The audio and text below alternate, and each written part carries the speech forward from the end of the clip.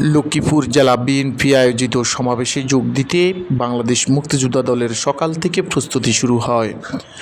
শহর পুলিশ ফাঁড়ির সম্মুখে একত্রিত হয়ে বীর মুক্তিযোদ্ধা আব্দুল খালেক ও বীর মুক্তিযোদ্ধা মফিজুর রহমান মাস্টারের নেতৃত্বে জনসভায় যোগ দেন বীর মুক্তিযোদ্ধা শাহজাহান, বীর মুক্তিযোদ্ধা তোফায়েল আহমদ, বীর মুক্তিযোদ্ধা সুলতান আহমেদ, বীর মুক্তিযোদ্ধা শফিকুল্লাহ, বীর মুক্তিযোদ্ধা মফিজুল্লাহ, বীর মুক্তিযোদ্ধা আব্দুল হান্নান, বীর মুক্তিযোদ্ধা বদু মিয়া, বীর মুক্তিযোদ্ধা ইসমাইল হোসেন,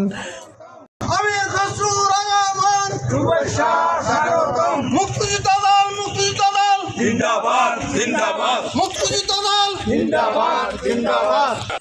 নিত্য প্রয়োজনীয় দ্রব্যমূল্যের ঊর্ধ্বগতি, অবনতিশীল আইন শৃঙ্খলার পরিস্থিতি, দ্রুত গণতান্ত্রিক যাত্রা উত্তরণের জন্য নির্বাচনী রোডম্যাপ ঘোষণার দাবিতে লক্ষ্মীপুরে আউটার স্টেডিয়ামে জেলা বিএনপি আয়োজিত সমাবেশে প্রধান অতিথি হিসাবে উপস্থিত ছিলেন স্থায়ী কমিটির সদস্য আমির খসরু মাহমুদ চৌধুরী।